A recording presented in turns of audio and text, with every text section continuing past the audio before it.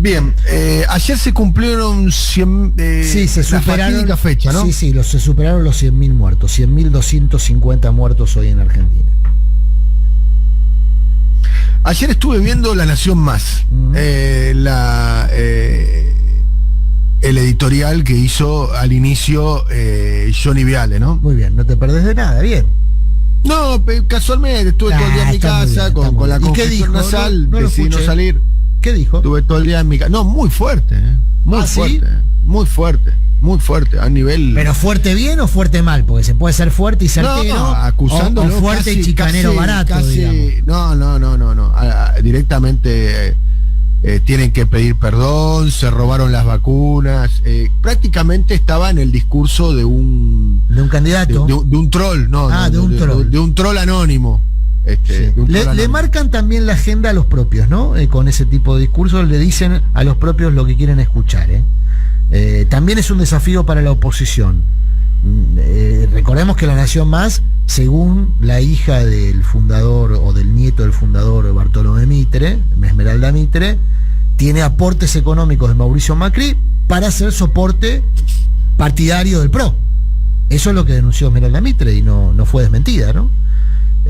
Yo por lo menos no escuché una desmentida de Esmeralda Mitre. Entonces, es un canal muy ligado a la estrategia de Macri, no necesariamente del macrismo, o en tal caso del macrismo que Macri quiere y que imagina como parte de su dispositivo político y electoral.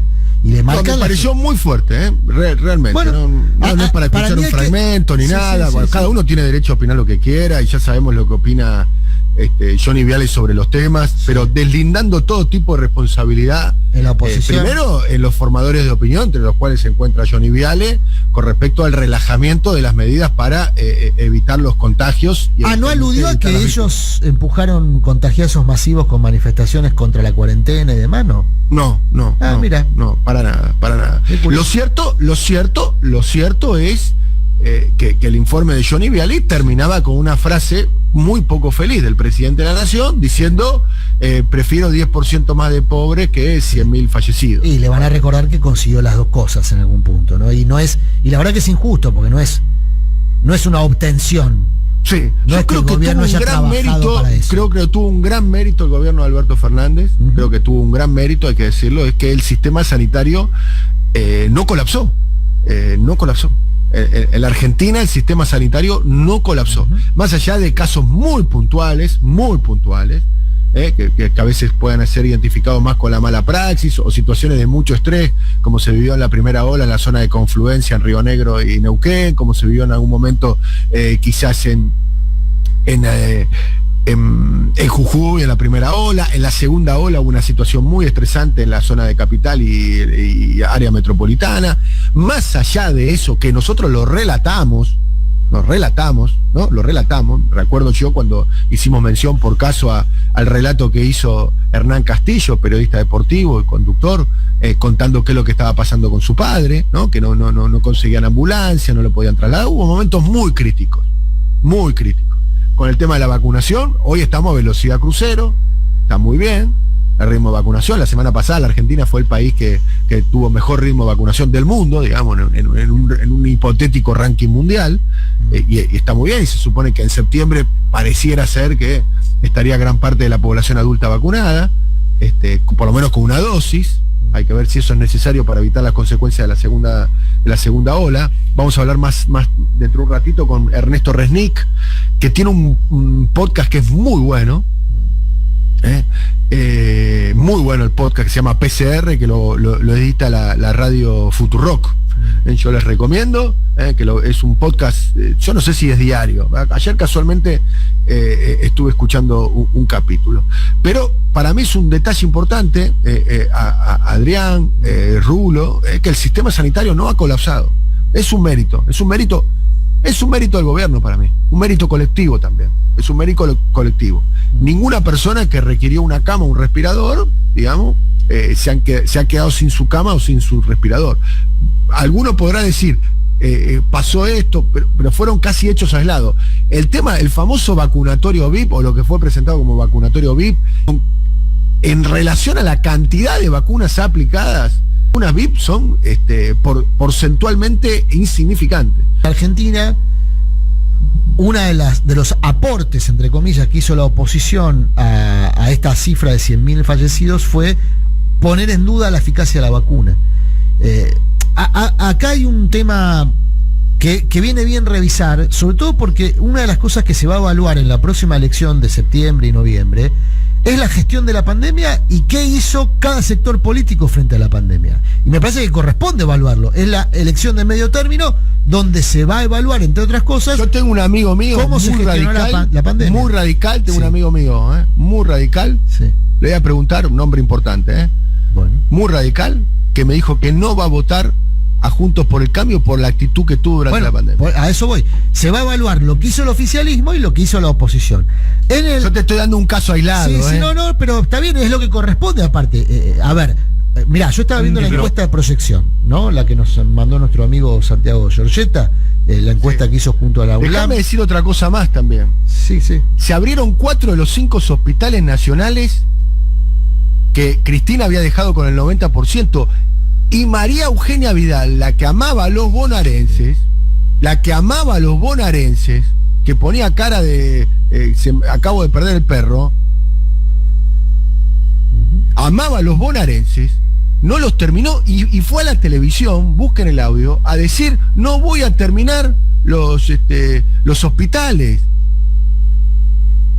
No voy a terminar los hospitales. La oposición actual dejó vencer las vacunas y no había pandemia. Degradó el Ministerio a Secretaría de Salud. La pregunta es, ¿qué hubiese hecho Macri con la pandemia? No lo sabemos, eso es contrafáctico. Lo que sí sabemos es lo que hizo Macri sin pandemia. ¿Y qué hizo Macri sin pandemia? Desinversión en salud, dejó vencer vacunas, no terminó hospitales, y lo decían con orgullo además. Iban a los canales de televisión y ponían cara de mirá lo que te voy a decir, y decían no voy a terminar los hospitales, lo decía María Eugenia Vidal. Yo sé que hay muchos vecinos, por ejemplo de La Matanza, que seguramente me están mirando, que tienen 2 hospitales bastante avanzados para terminar y poner en funcionamiento. Ahora yo dije claramente, no voy a abrir un hospital nuevo más. Bueno. Fíjate, perdió por 15 puntos. En el peronismo perdés por 15 puntos y tenés que, viste cómo son los peronistas, te acompañan hasta la puerta del cementerio y después entras vos solo, ¿no? Bueno, de hecho se exilió, políticamente se exilió a la ciudad de Buenos Aires. No, pero insólito. Bueno, por la protección mediática que tiene a las 2 orillas del Río Bravo, ¿no? Dicho sea de paso, ¿no? Sí, hay transversalidades en las hay personas protegidas transversalmente, digamos. Y quizá la protección que logra Larreta también se la transfiere a su hoy socia, porque María Eugenia Vidal le dice a todo el mundo, a quien la escucha, que ella es socia estratégica de Larreta, ya no es de alguna manera reconocida como parte de un activo de Rodríguez Larreta. Bueno, la razón por la cual Bullrich no es candidata finalmente es porque el Rodríguez Larreta considera que es mala estrategia. Bullrich, que se iba a comer a los chicos crudos, iba a ser la Isabel Ayuso, iba a ser el fenómeno electoral de la Argentina, y le dijeron, che, hay que ir a una interna y ahora lo único que no es candidata y lo pone a Yamil Santoro con López Murphy. Pero te cuento por qué se tomó esa decisión. No la tomó Bullrich justamente, pero sí la terminó. Pero no era que Bullrich era comunismo, libertad. Déjame contarte la trastienda esa, mínimamente. Después, si querés, lo profundizamos. La razón por la cual Macri convalida la exclusión de Bullrich como candidata es que en todas las encuestas, y el PRO y Juntos por el Cambio es muy sensible a las encuestas, en todas las encuestas hay un alto reproche a la oposición por cómo actuó frente al coronavirus en los momentos críticos del coronavirus. Y la figura de Bullrich estaba asociada a las manifestaciones contra la pandemia, contra la cuarentena. Bullrich, al momento de ser evaluada por una sociedad que va a llegar a la elección, no sabemos hoy con cuántos, pero sí con más de 100.000 muertos, no está bien considerada, incluso por los propios votantes de Juntos por el Cambio. En cambio, Vidal, que se mantuvo absolutamente ausente de la política durante el año y medio que pasó, va a criticar incluso posiciones que tomó la oposición la oposición de su propio espacio político en la pandemia. Ahora, yo te decía lo siguiente, la pandemia va a ser un tema electoral, sin duda. Y la tapa de Clarín, ¿no? Clarín salió con una tapa negra, ¿no? Sí, sí, claro, bueno, la tenían preparada desde el fin de semana porque la Nata ya había hecho lo mismo el fin de semana en su programa. O sea, la Nata, me parece que La tapa negra de Clarín. Sí, sí, la Nata se jugó a los 100.000 muertos para el domingo pasado, tenía el programa armado, no murieron 100.000, pero hizo el mismo programa que hoy es la tapa de Clarín, digamos. O sea, claramente Clarín como parte del dispositivo narrativo de la oposición va a explotar los 100.000 muertos. Pero no la he visto la tapa de Clarín. Sí, sí. Bueno, un reproche que se le puede hacer al oficialismo, sí. porque los reproches a la oposición se los hicimos en tiempo real y se los vamos a seguir haciendo. Y están claros, la oposición es criminal, la derecha es criminal en general. La Nación también sabe que es una tapa así, ¿no? Sí, sí. Sí, sí.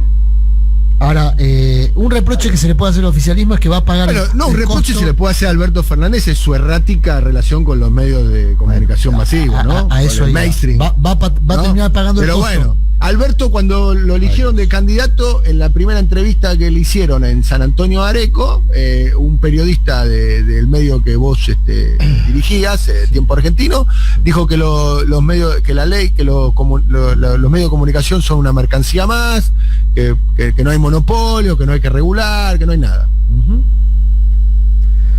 Bueno, padeció ¿No la lo dijo eso? los 100.000 muertos. ¿No te acordás que dijo eso? Sí, sí, los 100.000 muertos.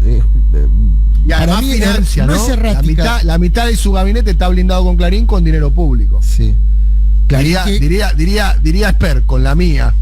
Sí, que conspiró. ¿No? Están todo cuidadito, todo el gabinete cuidadito con Clarín, garantizándose, viste, que no tengan que ir a Comodoro Pi a meter los ganchos con dinero nuestro. Eso no, Clarín no extiende, está bien. no extiende No, garantías pero de eso, tanto, Clarín no extiende garantías de eso, no te lo garantiza, Te lo puede garantizar un tiempito, pero no te da garantía no te lo garantiza. a perpetuidad. No te lo garantiza. A perpetuidad, ¿Cuántos jefes de gabinete? ¿Cuáles son los jefes de gabinete? A que tienen que perpetuidad, dar Daniel, yo te aseguro que a perpetuidad no, y yo conozco muy bien cómo funciona la política extorsiva de Clarín. ¿Cuántos jefes de gabinete? Los jefes de gabinete con complicaciones, empezando ya. Aníbal Fernández, Capitanich. ¿Quién más? Del gobierno de Néstor y Cristina. Sí. Bueno, Abal Medina tuvo una causa que después se diluyó, ¿no? Bien. Massa no tuvo. ¿Mansur? ¿Por qué a Mansur no lo llamaron por cunita? No fue jefe de gabinete. Pero eso lo Ya marcó. sé, pero era ministro de Salud. Lo marcó Cristina. Sí. Mansur, que ahora es gobernador de Tucumán. Entonces no es lo mismo. No, claro que no es lo mismo. Eso tiene que ver con... Sin duda que no es lo mismo. Tiene que ver con negocios y no solamente con plata de pauta.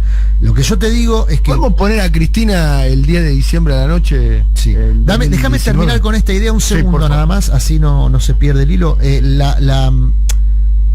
Un reproche que se le puede hacer al gobierno es que va a pagar el costo por una supuesta cuarentena, la más larga del mundo, que no fue ni la más larga del mundo, ni fue tan intensa como la sociedad recuerda que fue. La cuarentena argentina duró no más de 2 meses en términos estrictos, se diluyó por la campaña, yo creo que en muchos aspectos efectiva, de la oposición, y ahí incluye a los medios, y parte de estos 100.000 muertos son consecuencia de que el gobierno, como vos bien marcás, tiene una política errática con los medios y con la oposición que pasó de ser el amigo Horacio al señor que a través de la Corte Suprema logró mantener las escuelas abiertas en plena segunda ola, cosa que no ocurría en ningún país del mundo con mucho menos contagios.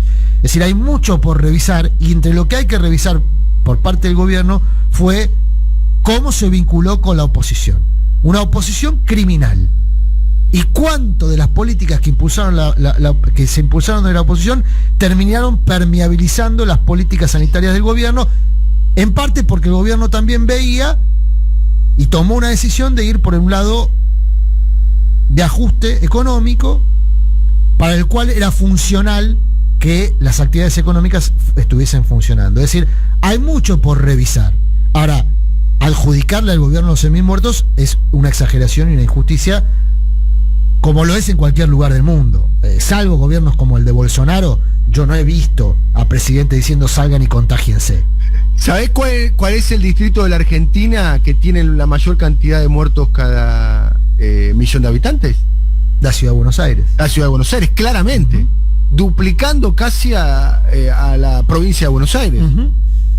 ¿Sabés cuál era el distrito con menos? 4.835 muertos. Sí. Cada millón de habitantes, la ciudad de Buenos Aires.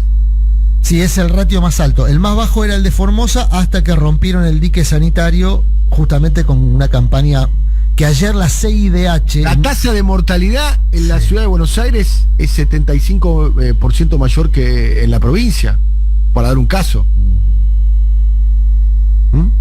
Para dar un caso. Sí, está claro. Pero por eso hablo. Pero hay una cuestión absolutamente, blindaje total con Rodríguez Larreta. Y después, evidentemente, lo errático, nosotros lo marcábamos en ese momento, así que para nosotros no es una novedad, esa política establecida por el gobierno en su vínculo con los medios. ¿Te acordás cuando salieron todos juntos contra el virus, toda esa cosa malvinera, en el peor sentido de la palabra? Una etapa en el peor sentido de la palabra, Sí. Malvinera en el peor sentido, ¿no? Quiero decir. El vamos ganando, todos unidos. ¿Te acordás que hicieron en la televisión pública, hicieron ese programa para recaudar no sé qué? Una cosa. La época en la que Alberto Una cosa medía, que quedaba antigua en la década del 80 del siglo pasado. Alberto medía Imagínate 80 ahora, puntos. ¿no? En la era de las redes sociales, hacer un recaudar además con gente que la primera de cambio, bueno, ya sabemos, ¿no? No sé si no estaba, bueno. La época en la que Alberto medía 80 puntos e imaginaba la construcción de un albertismo, ¿no? Bien, y era mi amigo Horacio, mi amigo Gerardo. ¿Quién era Gerardo? Gerardo Morales. Ah, no sé si le dijo amigo a Gerardo. Bueno, sí. No le dije, yo no recuerdo que le haya dicho. Varias veces lo presentó como Gerardo, el gobernador. Bueno, está bien. Sí, pero con... Gerardo a ver, es el nombre. Lo puso en cadena cuando se hacían esas cadenas de anuncios de política sanitaria, porque era justamente una forma de mostrar que había coordinación política con la oposición. Bueno, fue en la época en la que Gerardo Morales salió a decir que no lo molesten más al presidente, salió a defenderlo al presidente cuando se pedía por la libertad de Milagro Sala, ¿te acordás? Yo creo que hizo muy bien el gobierno en muchas cosas, quiero aclarar, Sí. Quiero aclarar que para mí que no haya colapsado el sistema sanitario es un mérito, porque ha pasado, eso ha pasado en Chile, ha pasado en Brasil, ha pasado en Europa, ha pasado en el norte de Italia, una de las zonas más ricas del mundo, ha pasado en Estados Unidos,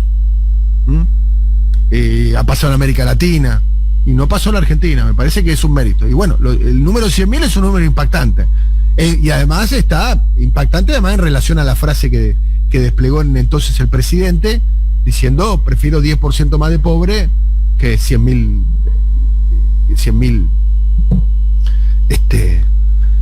muertos. 100.000 víctimas, ¿no? Bueno, ¿cuánto tiene que ver eso además con la presión que sostuvo el gobierno, ¿no? Con la imposición de ideas falsas, la cuarentena más larga del mundo, la economía cerrada, ¿no? ¿Cuánto tuvo que ver con eso? Las presiones cambiarias y el impacto que eso tuvo sobre los precios. Habría que ver, habría que analizar, ¿no? con mayor profundidad eso. Evitar la llegada masiva de la cepa Manaos, ¿no? ¿De la Manaos o la Delta? La Manaos hoy es la preponderante. No, la Delta hoy lo vamos a hablar en un ratito con Ernesto Resnick, y la Delta todavía no está confirmada la circulación. No hay circulación. Sí, la Manaos hoy es la principal variante de circulación en Argentina, lo cual es un comportamiento natural. Las cepas más agresivas terminan siendo las preponderantes.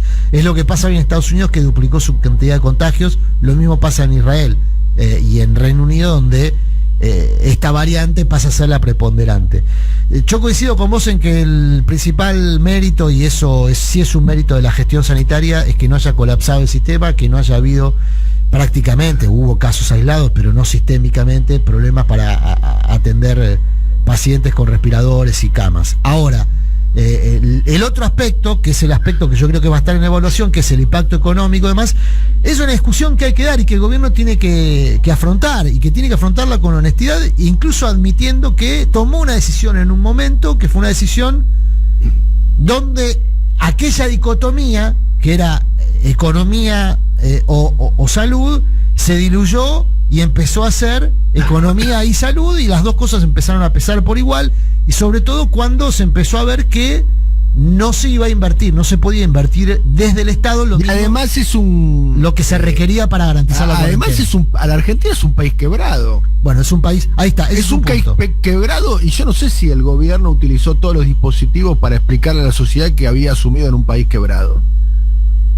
O sea, es más. Bueno, la sociedad lo sabía, por eso votó No, Alberto Fernández y no la religió sociedad sabe a Macri, si ¿no? te lo explican. ¿Dónde está, por ejemplo, la comisión investigadora bicameral de la deuda externa, de la deuda del macrismo?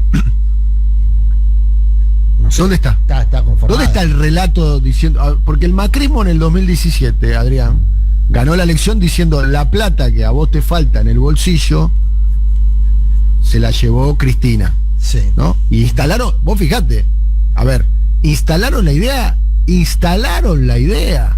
de que se habían robado 2 PBI. 2 PBI. Le instalaron la idea, porque utilizaron un dispositivo comunicacional en ese sentido. ¿Dónde está el dispositivo comunicacional, la narrativa del actual gobierno diciendo: mirá, las restricciones presupuestarias de este gobierno, que la Argentina está quebrada, la Argentina está quebrada, tiene que ver con un andamiaje financiero, político, vinculado al macrismo? ¿Dónde está eso? ¿Me permitís disentir con una cosa de eso que decís? Disentí con lo que quieras. No, la Argentina, sí, las finanzas como país del Estado argentino está en quiebra. Hay argentinos que ganaron y tienen mucha guita, y que ganaron mucha guita en pandemia, y un problema que se profundizó en la Argentina con la pandemia, como se profundizó en el mundo, es la desigualdad. La Argentina sigue siendo un país de ingresos promedios, Daniel. No está en el G20, no está 21 como lo había dejado Cristina. No coincido con vos. Tiene el salario. Sí, el salario por eso. mínimo y la jubilación. Sí, el salario. Y el PBI no sé cómo está hoy el PBI. No, el producto está en el lugar 40 entre los países que miden producto. Se derrumbó con Macri, sin duda que se derrumbó. Pero un país quebrado es otra cosa, Daniel. Un país quebrado es que todo el mundo comparte. Lo que te quiero decir es, y acá todo el mundo no comparte la pérdida. En Italia. Acá hay gente que ganó mucha guita. No seamos complacientes con la idea de que hay gente que ganó mucha guita. Que hay ganadores y perdedores, está bien. Bueno, claro. Entonces no es un país quebrado, es un país injusto, donde hay mucha gente que gana muy poco y poca gente que gana mucho. Y ahí tenés un problema. Porque es cierto que se derrumbó el producto. Lo que quiero decir que no tiene recursos financieros. A ver, en Italia el Banco Central Europeo le giró 180.000 millones de euros a Italia para un plan de recuperación económica. Es verdad. O sea, la capacidad, la expansión de la base monetaria el año pasado en Estados Unidos fue de 25 y pico por ciento. Sí. Uno de cada $4 en los bolsillos de los norteamericanos fue impreso el año pasado. O sea, la Argentina no tiene esa capacidad. A eso voy. No sé si está Rulo ahí que lo puede explicar un poco mejor. Nosotros estamos ahí, nosotros tenemos un ministro de Economía subido a un avioncito dando vuelta por el mundo. Pero no tiene o no quiere. Clamando porque Cristalina Georgieva nos haga un guiño. ¿Entendés? Es eso, estamos pidiendo perdón todo el tiempo. Más allá de esa mala caricatura que no comparto. Digamos, los estadounidenses no viajan por el mundo. Se pasan por el mundo tirando bombitas y tienen un país maravilloso. Digo, ¿Argentina tiene un problema de financiamiento? Sí. ¿Por qué? Porque tiene la guita afuera. Vos tomas 40.000 millones de crédito y son 40.000 millones de fuga. Es decir, que en comparación a Estados Unidos le debemos ganar inclusive con proporción de capitales afuera del país. Claro, no declarado. En todo caso, si tiene algún grado de financiación, y esto es un dato que no lo puedo corroborar con información, pero es mi opinión, de la deuda argentina en bonos, en títulos extranjeros, yo creo que más de la mitad está en manos de argentinos, que tienen la guita afuera y que tienen bonos, encima curran con los bonos de la deuda argentina. Entonces, el problema no es financiero, es un problema de política de control de capitales. Es decir, Sí, y digamos, en ese rubro, digamos, me ubico más del lado de lo que decía Adrián, que es un país injusto en todo caso, no es un país A ver, es un país que perdió mucho, cayó del puesto 21 en producto al puesto 40, ¿es cierto? Bueno, en producto nos retrasamos bastante hace rato, pero nos venimos retrasando. Pero de todas formas también es una medición bastante controvertida. Pero es cierto, pero seguís siendo un país de ingresos promedios como país. Sí. Se produce como un país de ingresos promedios. Después se distribuyen. Se produce, se exporta. Se exporta. En rubros importantes en los primeros lugares, obvio. Ahora, ¿qué pasa con esa guita? Ahí está el problema. Claro, exacto. Por eso yo lo que disentía, Daniel, es que en la idea de que la Argentina está quebrada, efectivamente tiene un problema financiero serio por la deuda que dejó Macri, y efectivamente la Argentina no es esta Argentina la que dejó Macri, la que había dejado Cristina. Está todos los números ahí a la vista, digamos, no hay ninguna duda de eso. Ahora, no es un país pobre, la Argentina. No es un país pobre. No, el Producto Bruto de la Argentina no es el Producto Bruto de un país pobre. Ahora sí, cuando vos medís la distribución, es un país injusto que ha profundizado su injusticia distributiva, su inequidad distributiva. Por esto que vos mencionás, el ingreso se ha deprimido, el ingreso de los asalariados está en el subsuelo cuando estaba en segundo o tercer orden a nivel continental, cuanto menos. Todo eso también existe. Y por eso tenés la mitad de la población bajo la línea de la pobreza.